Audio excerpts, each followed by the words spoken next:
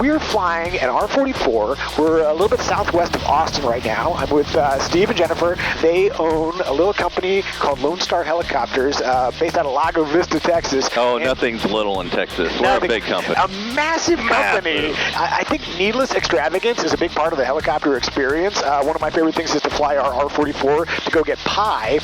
Today, we're doing something very, very similar, which is we are flying to Flying Eyes, the people who make these glasses right here. Super thin temples. They're bendable. They're 1 millimeter thin. They fit under a headset or a helmet. Extremely comfortable. And we're flying here to get Evie, my wife, new prescription glasses. But what we're going to do today is we're going to talk about landing off airport. People always ask, like, can you just land that thing anywhere you want? So the short answer is yes. A helicopter is capable of landing any place you want. Now, is it legal?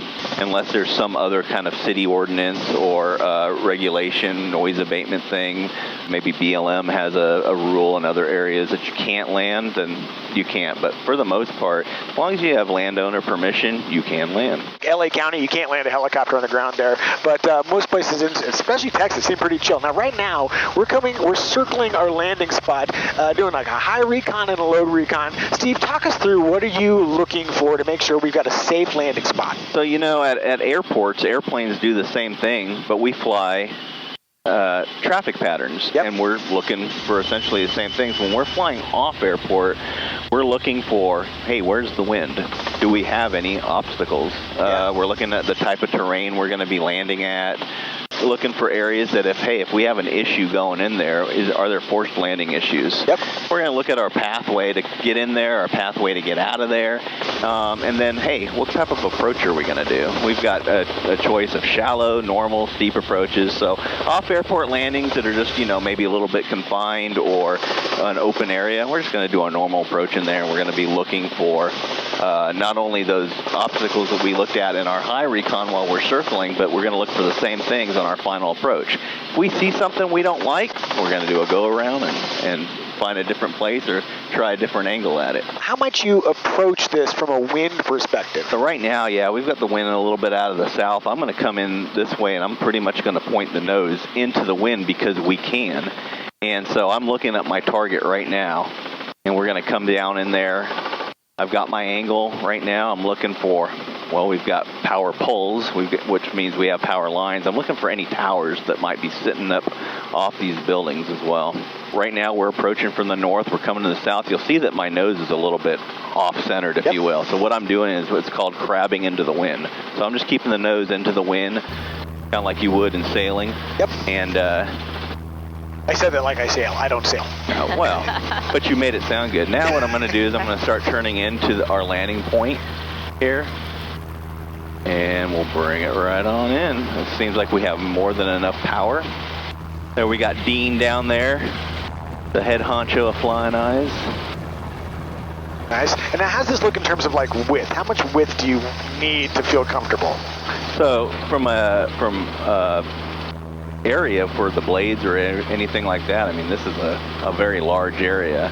Now if you're new to it, you might think that it's very confined, but it seems like we've got plenty of room here. Blade tips seem ample distance from everything. Now, what we have over here is a bunch of people. These are people that are aviation oriented, so it's probably a little less of a concern.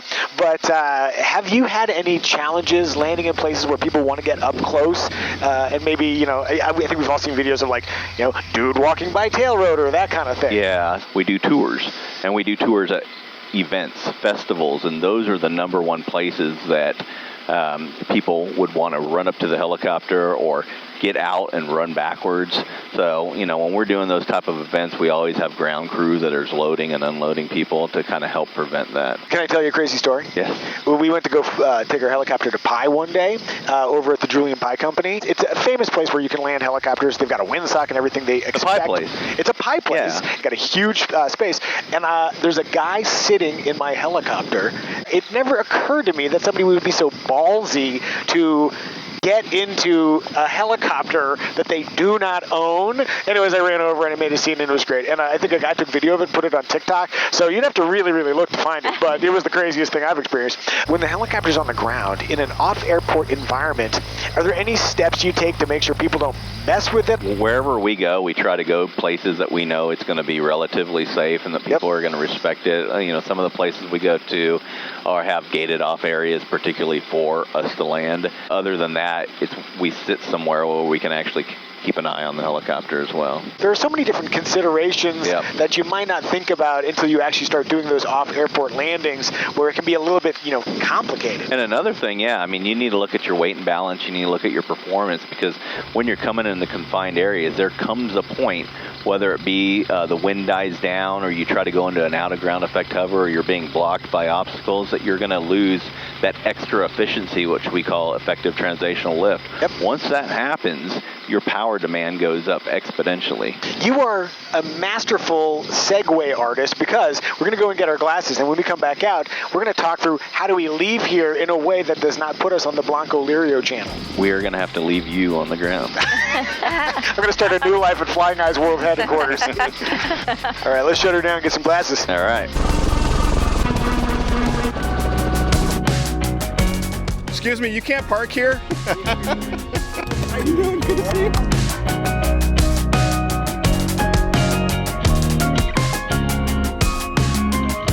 You set up over there, we'll sit down here. I couldn't have sat in a better spot. There I am on the wall. Right below it. Look at us having a grand time together. Right? It really feels like we've stumbled into an interview show here. Exactly. But okay, so we're at Flying Eyes. Great to see you, Micah. 30-second elevator pitch. What do you do? I patented glasses that fit under helmets and headsets. Millimeter thin temples, and that's what makes us unique. When you put these on under a helmet or headset, you do not feel them. I've been a pilot for 30 years. When I first started the company, it was me. And so I had to outsource everything. As we've grown, we've onshored and started in-house making more and more things. Decreasing lead time and just being able to introduce more products better, faster. That's why we moved in here, is so that we can do in-house injection molding. That's our next big step. Sweet. Now, should we go get Evie some glasses? Yes, let's do that.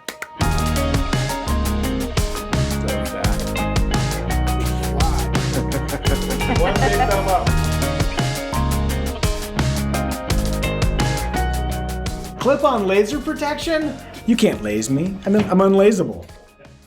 This is the new me. Get used to it, folks. That's pretty darn cool. Yep. Thank you for jumping in like a posse. Like if I was NCM, we go, you're right, Micah. You tell him. You got the look.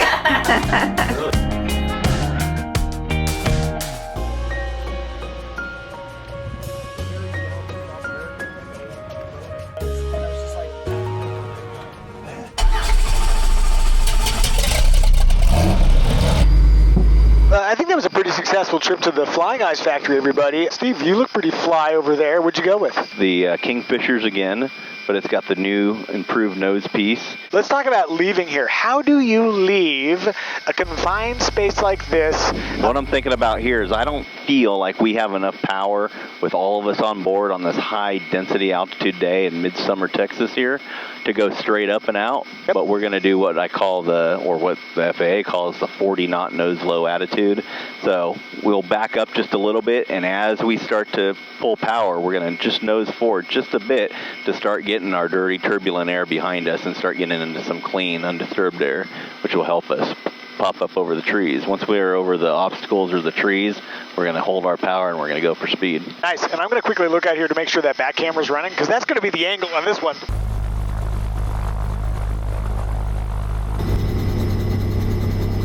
All right, so we'll do our magneto check again.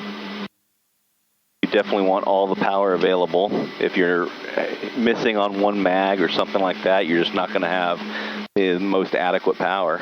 So I imagine you're going to hover up and then back up a little bit. How do you maintain your good spatial awareness? It's like you don't want to drive a tail rotor into a fence or anything like that. So what I'm going to do is I know that my tail is clear over here, so I'm going to give it a 45-degree turn and look over and back up just a bit. And then as we come out, we're going to head for that tree, and I'm going to start turning it into the wind. Yeah. So as soon as we clear the obstacles, we'll have a lot more effective transitional lift. Dig it. All right, doors latched. Doors latched. Clear left, right, and above. Clear over here. Waiting on the clutch light, and then we'll lift. By the way, I love these high-pressure situations where there's like a gaggle of people watching. We've got video cameras rolling. No pressure. Okay. All right, get light on the skids. Oh, Micah. It's leaning left. Come on, bro. It's leaning left. All right, I'm looking good over there. Let me get a little bit closer over here. You feel good? I feel good. All right, I'm going to get down as slow as I can in that ground effect. Yep. And we're going to push, and you'll hear the effective transitional lift.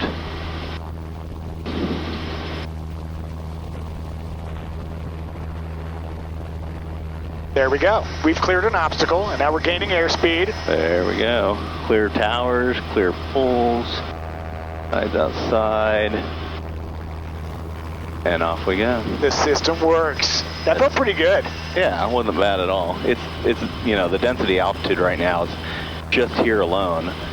We're probably sitting close to 3,000 feet, even though we're at 800 feet MSL. Yeah. The big ones are high, hot, humid, and we really have, at least 2 of those here. So if you look at your out-of-ground effect hover charts and your in-the-ground effect hover charts, none of those take into account humidity. Yeah. So I always tell students to build yourself in at least 1,000-foot safety cushion. So if it says you can hover out-of-ground effect at, say, 2,000 feet, don't go over 1,000. You guys, I'm so happy I'm not too heavy to leave the parking lot there. Thank you for running us through the off-airport landing situation, but mostly, thank you guys for looking so damn good in your sunglasses. We do look pretty spiffy, don't we? That was fun. I don't think we're going to get any better than looking pretty spiffy, so you guys, thank you for joining us. We'll see you on the next one. High fives.